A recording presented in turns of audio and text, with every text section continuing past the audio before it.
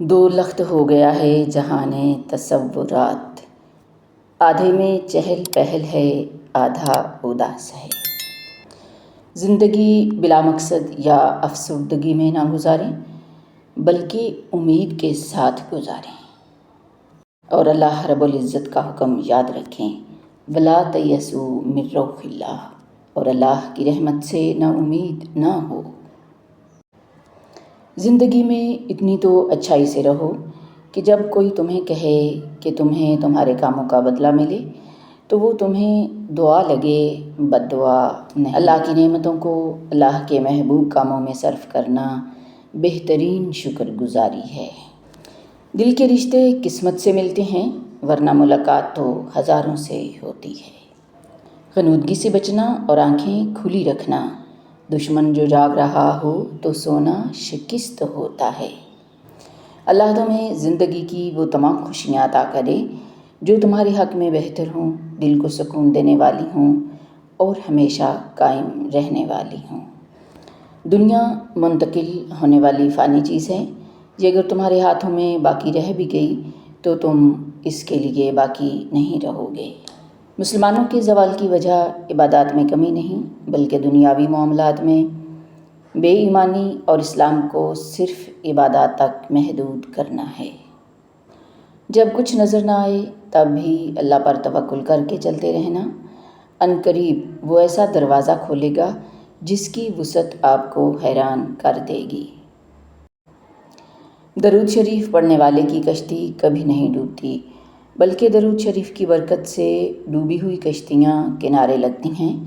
درود شریف پڑھتے اور پڑھاتے رہیں۔ اداسی تو تمہارا امتحان ہوتی ہے کہ تم کب تک انتظار کرتے ہو، پھر تمہیں وہ سب واپس دے دیا جاتا ہے جس کے بارے میں اللہ تعالیٰ سے التجا کیا کرتے تھے۔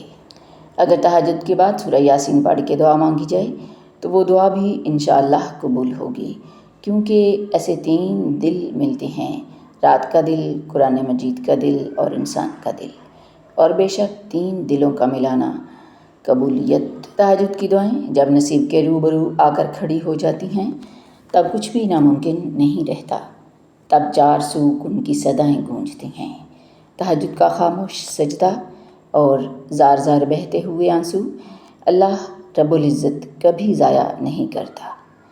تمہیں یہ امید ہے نا کہ اللہ تمہاری ساری دعائیں قبول کرے گا، تو یقین رکھو جس رب نے تمہیں امید دی ہے وہ جلد ہی قبولیت کی خوشخبری بھی دے گا انشاءاللہ۔ ہار نہ مانو، دعا کرتے رہو، انشاءاللہ بہت جلد تمہاری ساری دعائیں قبول ہونے والی ہیں۔ جو کچھ بھی تم اللہ سے رو کر تڑپ کر مانگتے ہو، دیکھنا ایک دن حقیقت میں وہ تمہارے سامنے ہوگا انشاءاللہ العزیز۔ اپنے ہاتھوں سے پالے ہوئے گلاب جب چبھنے لگ جائیں تو سمجھ جائیں باغ میں بہتر مالی آ گیا ہے۔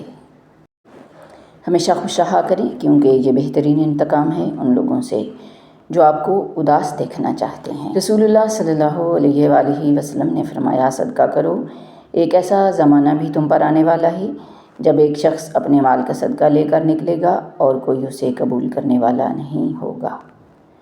بہترین قربانی آپ کے اندر کے جانور کی اللہ پر یقین۔ اللہ رب العزت فرماتے ہیں، وَمَنْ أَحْسَنُ مِنَ اللَّهِ حُكْمًا لِقَوْمٍ يُوقِنُونَ۔ جو لوگ اللہ پر یقین رکھتے ہیں ان کے نزدیک اللہ سے بہتر فیصلہ کرنے والا کوئی نہیں۔ سورۃ المائدہ آیت نمبر 50۔ جیب بھاری ہو تو دشمن بھی خطائیں معاف کر دیتے ہیں، اور ہاتھ خالی ہو تو سگے بہن بھائی بھی سلام نہیں۔ لوگ آپ کے حالات سے ہاتھ ملاتے ہیں، آپ سے نہیں۔ یہ زندگی کی تلخ حقیقت ہے۔ زندگی قدیم ہے لیکن اس کا نیاپن کبھی ختم نہیں ہوتا۔ اختلاف کا حل ڈھونڈا جا سکتا ہے لیکن حسد، بغض، منافقت اور احسان فراموشی کا نہیں۔ وقت نے ختم کر دیے سارے وسیلے شوق کے، دل تھا الٹ پلٹ گیا، آنکھ تھی بجھ بجھا گئی۔ جیسا موڈ ہو ویسا منظر ہوتا ہے، موسم تو انسان کے اندر ہوتا ہے۔ دولت سے گھڑی تو خریدی جا سکتی ہے لیکن وقت نہیں۔ اگر کوئی بلا وجہ آپ کا دشمن بن جائے تو مان لیجیے آپ میں کچھ خاص ہے، سامنے والا حسد کا شکار ہے۔ میرے لیے ان عورتوں میں کوئی کشش نہیں جو اپنا آپ تیزی سے ہر کسی کے سامنے آسان کتاب کی طرح ظاہر کر دیتی ہیں۔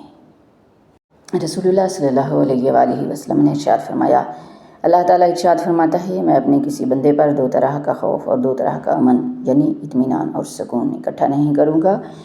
اگر وہ دنیا میں مجھ سے خوف، ڈر، خشیت رکھے گا تو میں قیامت میں اسے امن، سلامتی اور نجات عطا کروں گا، اور اگر وہ دنیا میں مجھ سے مامون یعنی بے خوف اور لاپرواہ رہے گا تو میں قیامت میں اسے خوف، ڈر اور عذاب کا اندیشہ، ان چیزوں میں مبتلا۔ کائنات کی ساری طاقتیں ہمارے ساتھ ہوں مگر خدا ہمارے ساتھ نہ ہو تو ہم ذلیل ہو کر رہیں گے، اور کائنات کی ہر طاقت ہمارے خلاف ہو مگر اللہ سے ہمارا تعلق صحیح ہو تو بھری دنیا ہمارا کچھ نہیں بگاڑ سکتی۔